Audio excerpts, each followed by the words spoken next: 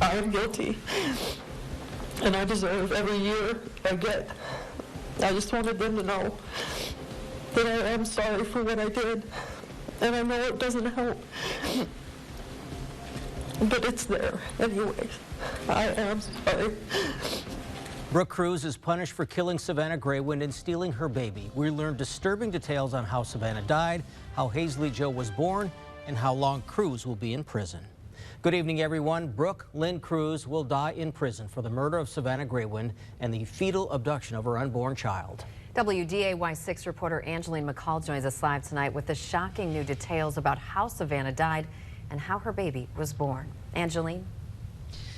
Dana, Kirsten, you could just sense the heavy hearts here at the Cass County Courthouse during this sentencing. Now, it was a sea of red in honor of Savannah, who we now know died from blood loss. Cruz has admitted to performing a crude C-section to deliver her unborn child. Now, the details are gruesome. Prosecutors say Cruz admitted she and Savannah scuffled. Cruz pushed Savannah, who fell, hit her head, and was knocked unconscious in the upstairs apartment of their building, where Cruz and her boyfriend lived. And that's when Cruz cut Savannah from hip to hip with a sharp object to steal her baby, Hazley Joe. And throughout this whole at-home operation, Savannah was still alive.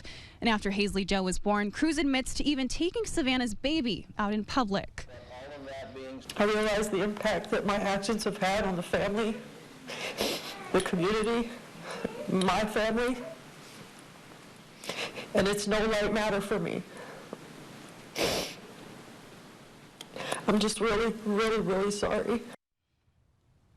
Cruz is sentenced to life without parole for conspiracy to commit murder, another 20 years for conspiracy to commit kidnapping, and another 163 days for providing false information to police. Now, the defense inside the courtroom did ask the judge to consider that she pled guilty and that she took responsibility for this crime. Now, despite that, the judge upheld the state's recommendation with that maximum penalty. Reporting live, Angeline McCall, WDAY 6 News.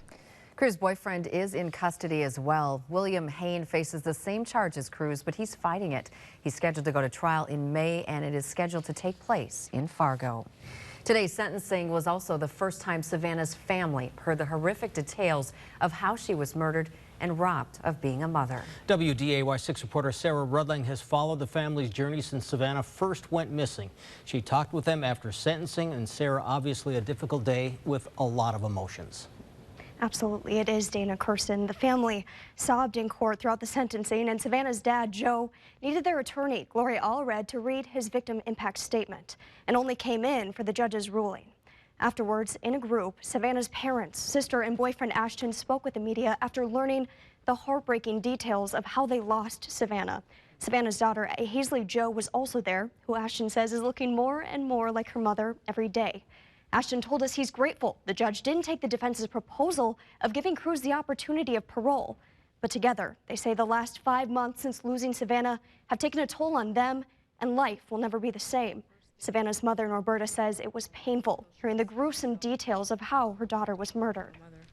Today is the first day I learned of how my daughter was murdered and how my granddaughter was taken from her.